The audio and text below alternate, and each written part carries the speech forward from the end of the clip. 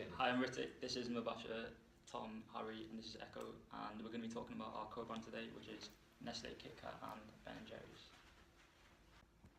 Why combine Kit Kat and Ben & Jerry's? Flavour trends have been widely explored by operators in the ice cream and dessert market, looking to cater adventurous palates and continuously refresh their offering. Ben & Jerry's largest competitor on the global scale is actually Nestle, with 70% of the market share. This is an incentive for both companies to work together and increase and be a dominant force together in both markets.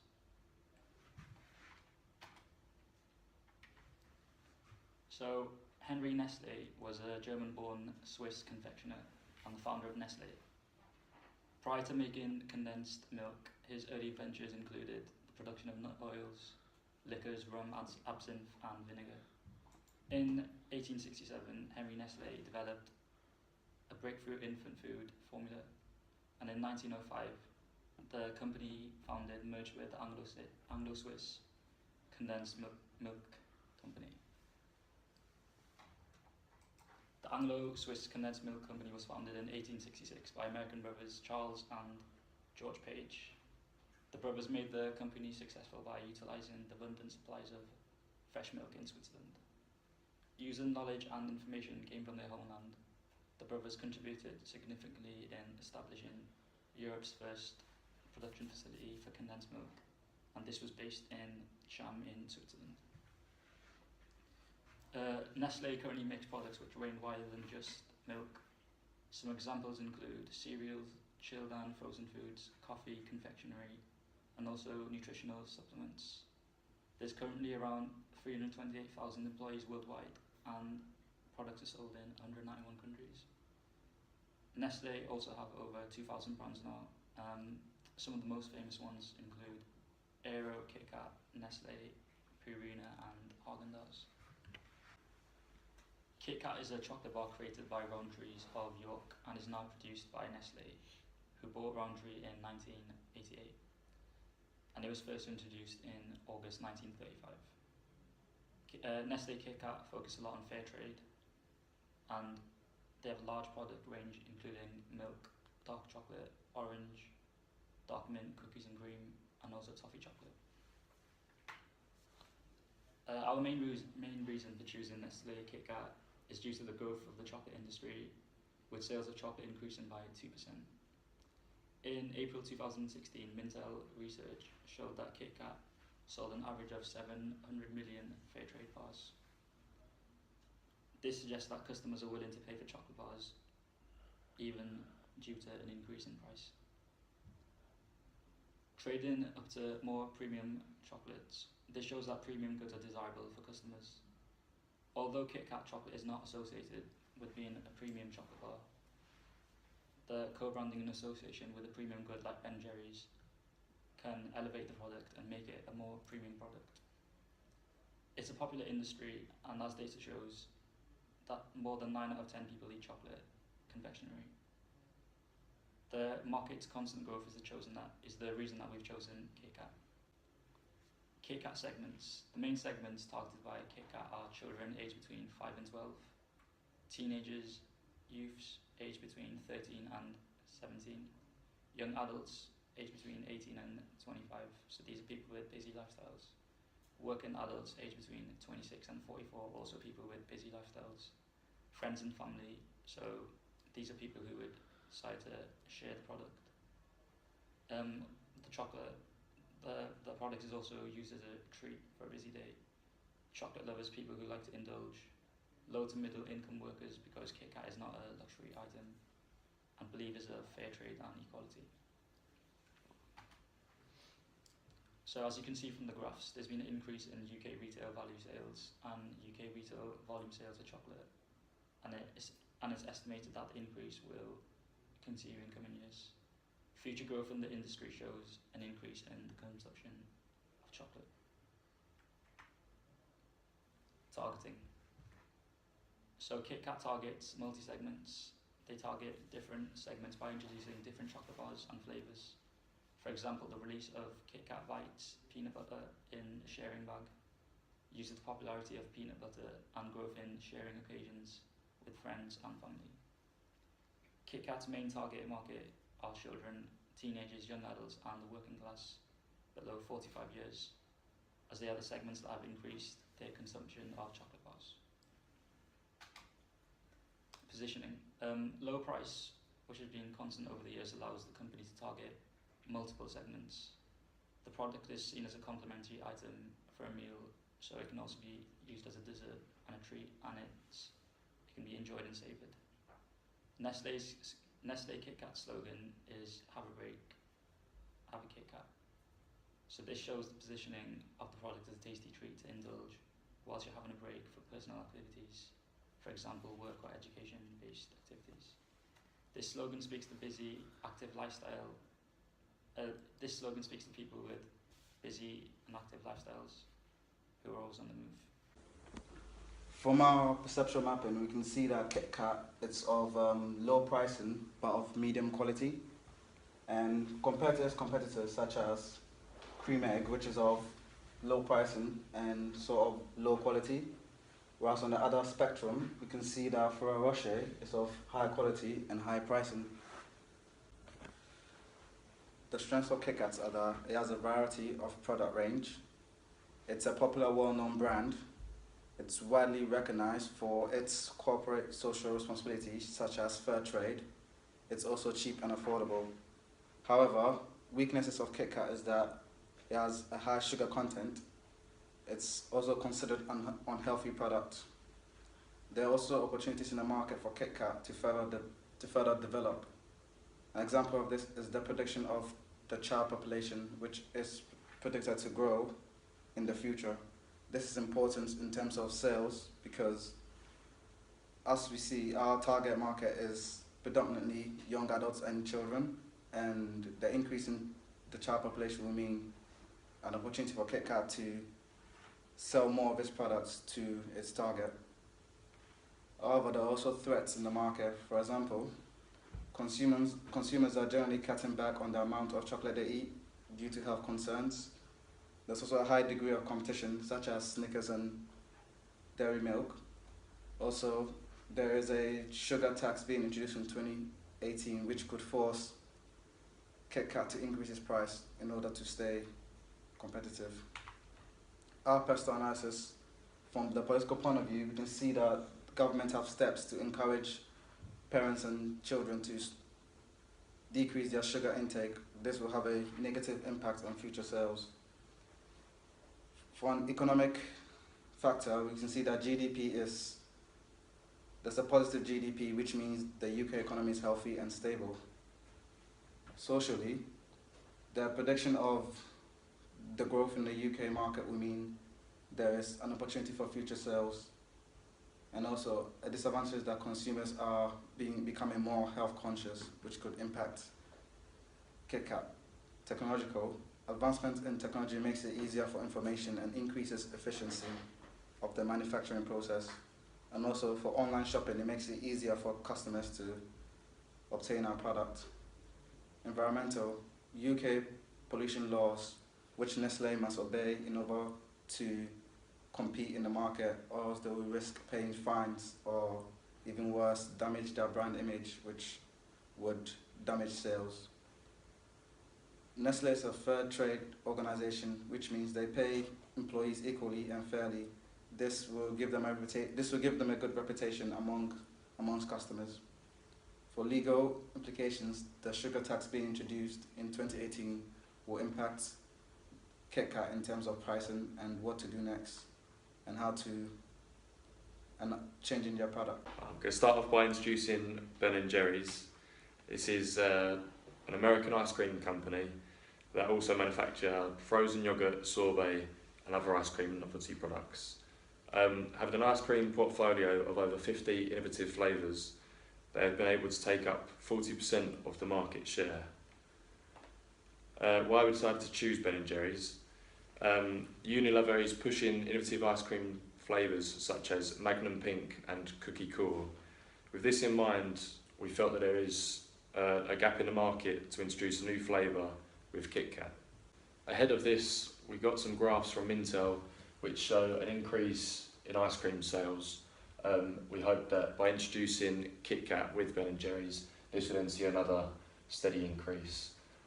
On this graph here, we see that Nestle only has 5% of ice cream company, whereas Unilever has 26%. Hopefully by joining the two together, Nestle will see a further increase in sales. In terms of demographic segmentation, we figured the age of 25 to 40-year-olds is a suitable age gap, being as most parents will be buying the ice cream for their children. In terms of income, we would prefer the families to have a high disposable income due to Ben & Jerry's being a premium product with high prices. And in terms of education, families need a common knowledge and a sense of humour, as Ben & Jerry's has a play of words and witty jokes, for example, caramel suture being one of their flavours. With geographic segmentation, ice cream obviously suits the warmer weather within the summer periods. However, they are still bought in places all year round, especially in places such as the cinemas. Based on city size, obviously Ben & Jerry's is available all across the country. However, there are higher sales in large cities such as London, which draws more attractions. And people who buy Ben & Jerry's generally believe in the fair trade, whereby they want to be environmentally friendly and conscious. They want to be as ethical as possible, where everyone gets fair pay. Individuals also like to feel like individuals while also being a part of something much bigger. This data shows that large tub/pots are the most popular format of ice cream eaters. Products such as Ben & Jerry's are much more popular than other methods of ice cream, such as sticks, lollies and cones.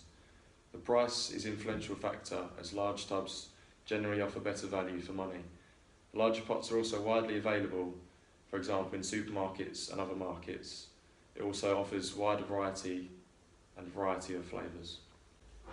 In terms of targeting, Ben & Jerry's has prioritised the following segments for its sales and marketing efforts. They prioritise and targeting children and families, etc. Mums buying ice cream for their children, middle-aged groups and young adults looking for a sweet treat. Ben & Jerry's hold a differentiated targeting strategy whereby they target multiple segments at the same time. They use animated adverts to attract the attention of children and include facts about fair trade to enhance the adults' willingness to purchase the products. So Ben & Jerry's has positioned itself as a premium brand alongside Haagen-Dazs and Cartdiel, and that's got high quality price as well as a high quality product. It's seen as a luxury premium item which can be consumed either on its own or as a snack which can be shared with fellow loved ones. The perceptual mapping of Ben & Jerry's, you can see it's up in the top corner with high quality and high prices, which differs to obviously the lower quality and lower price brands. So the SWOT analysis of Ben & Jerry's is that the strengths being that it's a prestigious, already well-known brand, so it'd be good for Kit Kat of Nestle to co-brand with it. Also there's been an increase in ad spend over the last 5 years especially. It's increased 5% year on year, up to £33.5 million, which is a 5-year high. There's also a growth in the key consumer groups of people consuming Ben & Jerry's ice cream, especially 25 to 34-year-olds and 5 to 14-year-olds. This benefits that market. And also there's a lot of interest in innovation of this market. There's a high level of interest in the variety of NPD concepts in ice cream and desserts, and that relates to flavours, ingredients and also added health benefits for this market. Weaknesses of Ben & Jerry's is that we have the sugar debate, which is the dangers which are linked to eating sugary foods, which obviously there's a lot in ice cream, so that is one of the main weaknesses. And also it definitely depends on the weather. It's obviously consumed a lot more in the warm summer weathers, when especially in the UK, obviously it's colder throughout most of the year, so that would be a weakness. And also we have an Asian population now, so it's normally it's the younger generation that do tend to eat more Ben & Jerry's and ice cream. So given that the 55 and over age group is constantly growing and we've got an ageing population, that's also a weakness now. The opportunities for this market is that there's also an increase for the demand of quality ice cream overseas. So obviously we're starting in the UK, but future it can brand. And many foreign companies as well succeed in extending product categories, so Ben & Jerry's could do well through this. The threats would be that there's an increase obviously in concern about fatty and unhealthy desserts, which ice cream being one, that would be a main threat. And there's also high competition within this market with Häagen-Dazs and Carte Dior. They're both very competitive, good ice creams. Let's on to the PESTEL analysis now.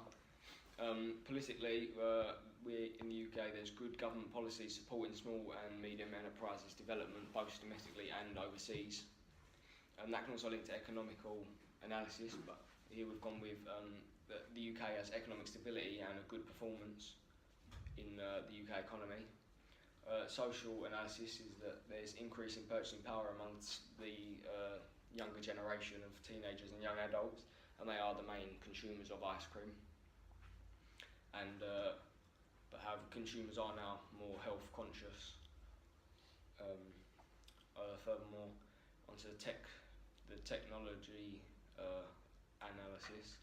It's easy to access information all about Ben & Jerry's ice cream, and you can purchase ice cream online, doing online shops, for example. The environmental analysis would be there are UK pollution laws that Ben & Jerry's do follow, and they are very high on their fair trade. They pay all their employees equally.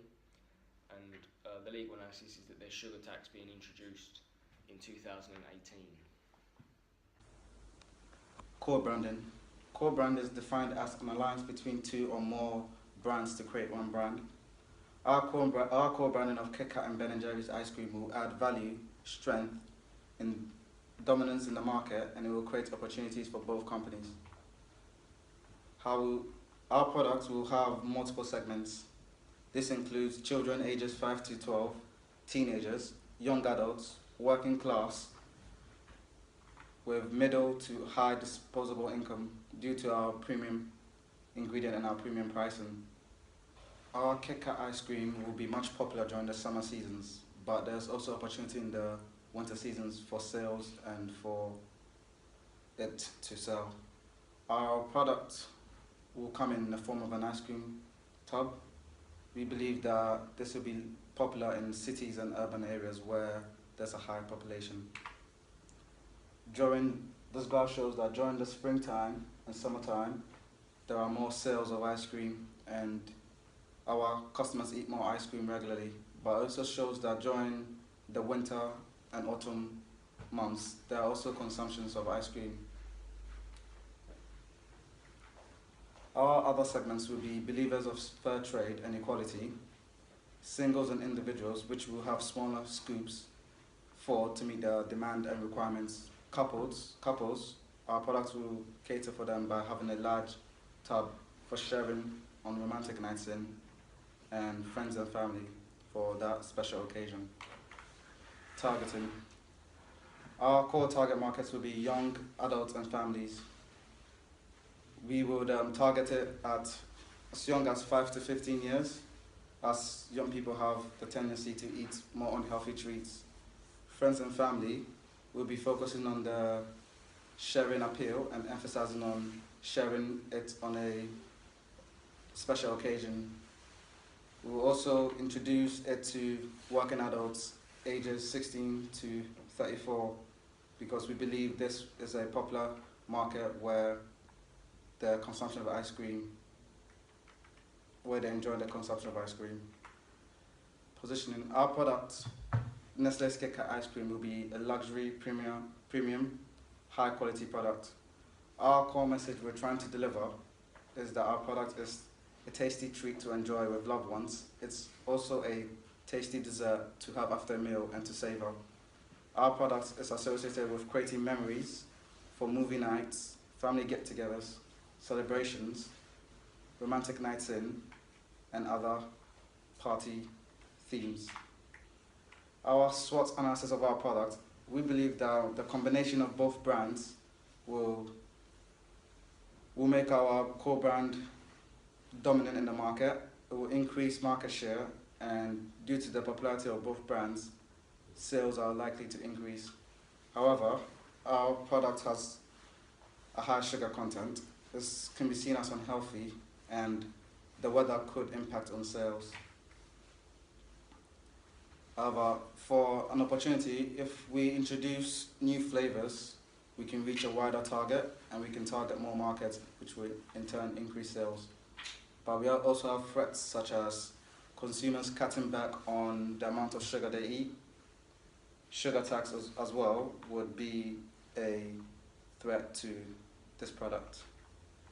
For our pest analysis, for political point of view, we have the government trying to encourage children and parents to cut down on their sugar intake. This could impact on our future sales. Economical, our economy is in good shape, and at the moment GDP is increasing, which is good for us, which means we can operate in a stable economy. The prediction of growth in the economy will increase our sales and also be beneficial to the organization. Advancements in technology will make manufacturing of the product easier, and also online shopping will mean our customers can get our Kit Kat ice cream easier. Also, our products will be of fair trade, so for environmental awareness, we will pay employees fairly, and that should increase our reputation. Also, for legal reasons, sugar tax would have an impact on the way we operate, and we may have to increase our pricing in order to deal with that, or we could use less sugar in our products. So our co-brand, Nestle Kit Kat flavoured Ben & Jerry's ice cream. So a brand is a name, a term, sign or symbol which identifies the goods or services of a seller and differentiates them from the competitor. A brand is also a communication device which represents the nature and value and personalities of a company. Co-branding is the alliance of two separate brands creating marketing synergy. Our co-brand product brings together the Kit Kat chocolate bar with the Ben & Jerry's ice cream. So the brand value. Our product combines two highly established brands, Kit Kat and Ben & Jerry's, which is a premium ice cream. So the co-brand between Ben & Jerry's and Kit Kat adds value to both companies as it enables both brands to enter new markets which they're currently not operating in. So both brands are leading brands in the existing markets and have strong brand recognition. Therefore, the co-brand would suggest to the customers that the product is of very high quality. Also, the co-brand will be advantageous to Kit Kat in the summer seasons as ice cream is more popular in the summer seasons. So, brand identity, perception of the product. Due to Ben & Jerry's being a premium ice cream, it can be assumed that the co-branded product will be consumed all year round rather than just specifically in the summertime. The premium element of Ben & Jerry's and the popularity of Kit Kat would encourage customers to perceive the product as being of high quality, satisfactory to their needs, highly trustable due to the strong brand image of both Kit Kat and Ben & Jerry's. Brand differentiation. The new co-brand will provide differentiation from competitors for the following reasons. Kit Kat will enter a new market that the competitors have not entered. For example, Cadbury's have not entered the chocolate market, so it gives Kit Kat the edge over them. This will also strengthen the dominance within the existing market for both brands, as Ben & Jerry's have not yet co-branded with a chocolate. The co-branded product will bring a brand new element of the product lines of both Kit Kat and Ben & Jerry's. Product introduction fees will not be applicable either, which is also highly beneficial as both brands will save money. So tangible and intangible elements of the co-branded product. So the tangible elements will be the packaging. The packaging will consist of the Kit Kat logo printed on a Ben & Jerry's ice cream pint container and also on the smaller scoop container. The pint-sized container are designed for sharing between 2 to 3 people, whereas the scoop size is for individual consumption. The containers will also have a red and white colouring design to differentiate the Nestle Kit Kat flavour from any other existing flavours that are currently out there on the market by Ben & Jerry's. The ice cream will have a chocolate flavouring as it will contain chunks of the Kit Kat. According to Mintel research, there were more chocolate flavoured ice cream products launched in the UK in 2015-2016 than any other. So 22% of all the flavours which were released were chocolate. So this shows that it's a growing market and it's a positive sign for our co-brand. The intangible elements. Both brands are widely recognised, therefore brand recognition will be a strong point for the co-brand. In terms of taste, both brands are associated with delivering great tasting products, therefore it can be assumed that the alliance between these two brands will produce a product that is successfully satisfying to customers. Brand loyalty. Our co-brand Nestle, Kit Kat and Ben & Jerry's are both dominant forces in existing markets, making their brand highly recognisable and associated with high quality. Due to this, our co-brand could expect to be of greater popularity in comparison to products from other brands in the chocolate bar and ice cream market.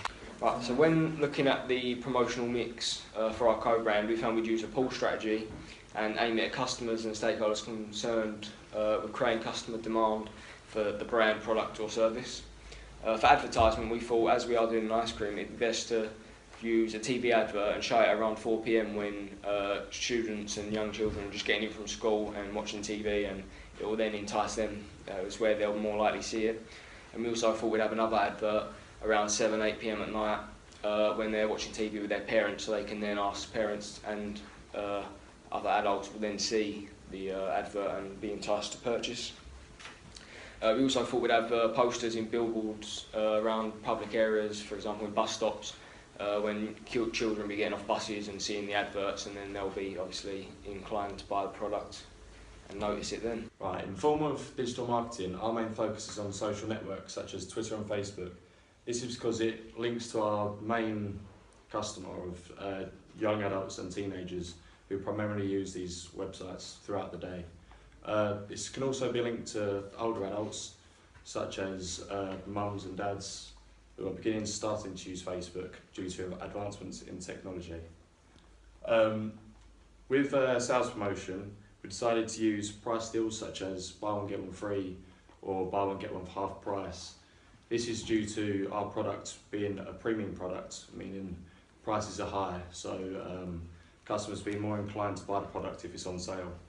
We will also use sampling pots in cinemas, so kids can have a taste of our new flavour, and then adults would be more inclined to buy this for the kids while they're watching the films. We also figured that in cinemas we can do deals such as kids eat for free or kids eat for half price, again being the fact that our product is a premium product, meaning the adults will be more inclined to buy it when it's cheaper. In conclusion, the target market for the product ranges from individuals between 5 and 34. So this includes children, teenagers, young adults and working adults. For younger consumers of the product would obviously be perceived as a sweet treat. It can also be eaten as a dessert. Friends and families would consume the product due to the association of the product bringing a good time. So for example, large tubs could be shared during family get-togethers, birthdays, parties and movie nights. The larger tubs would be targeting those wanting to share the products, whereas the single scoop tubs would be targeting individual consumers. So for example, this could be people on their work breaks. The co-brand brings together a chocolate bar brand and an ice cream brand, and both of which are highly recognisable. So this gives the co-brand a competitive edge over competitors as they're offering a new taste, which hasn't been created yet. The industry for chocolate flavoured ice cream is growing, and our product will provide customers with a product that's following that trend. So a chocolate flavoured ice cream, and this supports the fact that 22% of all ice creams in 2015 and 16 were chocolate flavoured. Thank you for listening.